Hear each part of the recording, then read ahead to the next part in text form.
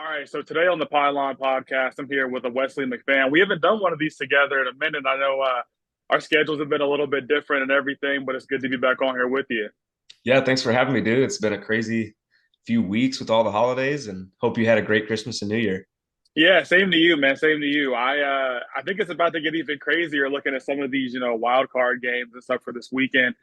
And just kind of the way the whole NFL season, ended up playing out. But I think a lot of the teams that are in the postseason right now, there's pretty much kind of the teams I think we expected. There might be one or two that kind of crept in there toward the very end. So if we're starting with the games this weekend, we have 6 games between 3 days. I'm starting Saturday. First game, Browns and Texans. Who are you taking? I'm taking Browns. Um, It's a good I choice. I like the Browns recently, dude, especially with Joe Flacco Yeah. running that offense. I did not expect to see that at all. You know, but the Texans do have a pretty good offense too. You know, they've been really good this year too, and that surprised me. I did not expect to see that out of the Texans either. I think that's one of probably the most interesting game that I did not expect to see in the wild card this year. Browns Texans. Like at the beginning of the season, if you'd have told me the Browns and Texans made it to the playoffs, I would have laughed at you. Especially ended up playing each other too. And it's actually Yeah. kind of funny because we were doing a pod a while ago and we did like our preseason rankings for every division and whatnot. And I was texting one of my other friends and we were like, it's kind of funny that a few of these games, there's maybe like two that don't really have any storylines. But this Browns Texans, you look at the whole Deshaun Watson situation, how that's transpired. And I know, granted, he's not playing, but still, just that you got that matchup, it's almost like that would be a great story if he was playing. But I'm kind of with you. I think I'm going Browns. And if you would have told me that these two teams were going to be matched up, I would have been like, "You're crazy." I know. I thought the Browns were going to make it in as a wild card. I had the Bengals above them, and I know Joe Burrow went down and their season kind of fell to shambles, but I had the Browns making it in. So it's going to be interesting to see, I think, what they can kind of piece together. I think their defense is solid.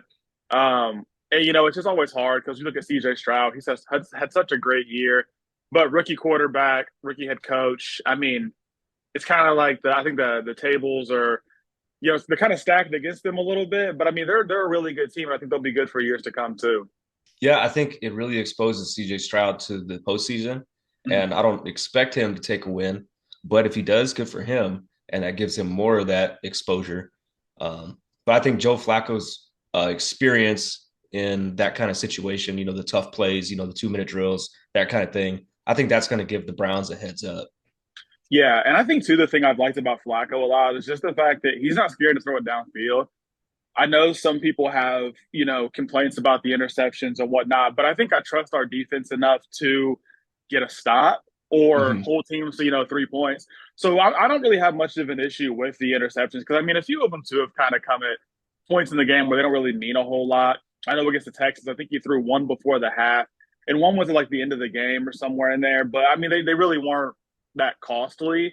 So Sure. I don't have as big of an issue, with that as everybody else might. But I do want to ask you this too, because speaking of the AFC South, this is funny. When we were on another pod, we said the AFC South, and I think it was maybe the NFC South. We kind of thought the Jaguars and the Saints were two teams that were kind of guaranteed to win the division because they weren't the best. But like now, I mean, you look at the Buccaneers, they won this NFC South, and now the Texans have won the AFC South. And it's almost like you didn't think either one of them were going to be those teams. Not at all. Not at all. I think it's definitely it comes down to some key plays throughout the regular season, and certain teams losing that enabled, those couple teams to sneak in. Same thing with the Steelers. I did not expect the Steelers at the beginning of the season to make it to the postseason. They didn't look like a team that had it all together. They didn't look like they were all on the same page. They just kind of snuck in, and that's the next game on this list. Well, I guess that's a Sunday game, but the Steelers and Bills, I 100% am taking the Bills. Yeah. 100% taking the Bills. The Steelers, I mean, they snuck it. They're 10-7, so they're not a bad team. But I just think the Bills overall have a better offense and defense than the Steelers do. Yeah. And I think too, when you look at the Bills, ever since Dorsey's been gone, I mean, their offense seems like it has been like clicking a little bit more.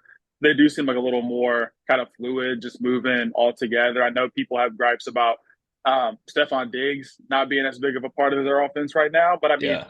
their run game, James Cook, he's been going pretty well. And I think they said he's the first, I don't remember who they said the last Bills player was running back to have over 1,000 yards in a season. I think it's been a minute, but James Cook, like he's done that. So I mean, there's been other things that have opened up. I think in their offense, even though Yeah, Stephon Diggs hasn't looked like the player recently that we know him to be. But yeah, exactly. yeah, I think we can still. I mean, the Bills are still a dangerous team, and I think they can. I think they can make a push. You never know. For sure. For sure. Yeah. Yeah, And the thing is, when you kind of got to double team Diggs on the outside, right? Because he is dangerous. So yeah, that takes two defensive players away. So it opens up, slants for the tight ends. I know the last when they were playing the Miami Dolphins, that the tight end plays were really yeah, what tore the Dolphins defense apart. yeah, Dalton Kincaid and what's the other one? Dawson Knox. yeah, They both broke out in that game, and I love the play calling and I love the ability of those tight ends to be able to read those defenses and break away earlier than what the route is supposed to, but just to give Josh Allen some help when they were pressuring Josh Allen so much. He just threw the ball down the middle of the field. One of the tight ends broke off early, cut the defense in half. So I yeah. think I think that really kind of woke that part of the offense up, Mhm. especially during the Miami game last week. And I like to see what the Bills have, this weekend. Yeah, I think the Ravens. The way I've kind of thought about it is like the Ravens are the best team in the AFC, but I think the Bills. I think they might be the scariest or most dangerous team. Just because, like you said, I mean, I think you look at certain games they've had this year and the way they've been able to put their offense together. I mean, their offense looks much different than Baltimore's, and just like with that aerial attack. And so, I mean, I think that's going to play to their advantage in a lot of these games. So yeah, I like Buffalo on this one with you. Next AFC game, Miami Dolphins at Kansas City Chiefs. I don't want to say upset alert, but I think we might need to be on one for this game. Dude, I watched the first game they played this year, or the game they played earlier this year, I guess, the Dolphins Chiefs, and it was kind of a wreck. It was kind of Yeah, a mess. yeah, I really expected the Dolphins to play much better than they did, but it was in Germany, so I don't mhm, know if there was some plane flight lag or whatever. But with them going to Kansas City, it's going to be really cold. yeah, So the weather is definitely going to be a factor. I think, Kansas City, they're more used to the cold than I think the Dolphins will be. So I mhm. think I'm still going to take the Chiefs on this one. Okay. We might disagree, but That's why we do this. That's the fun of it, though. yeah, That's the fun of um, it. I'm taking the Chiefs only because the way the Dolphins played against the Bills last week, their Mhm. defense got split apart. The first time the Dolphins played the Chiefs this year, the defense got split apart.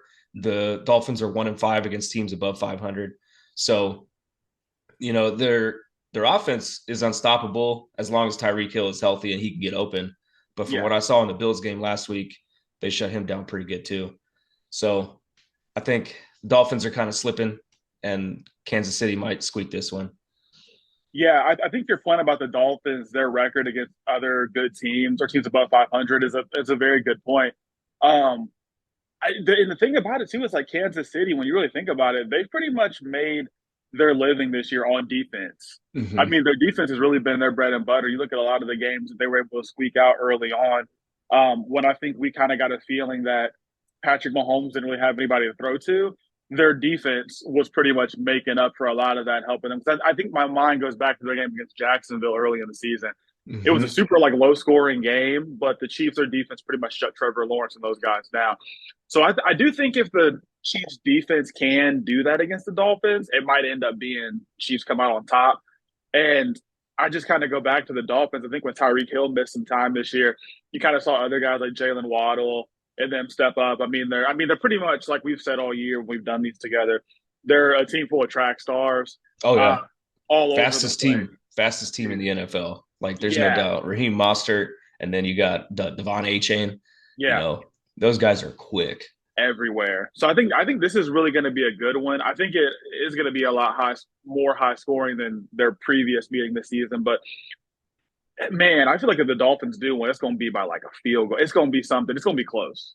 Yeah. I think it'll Yeah, be I close. agree. I think it'll be a tight spread.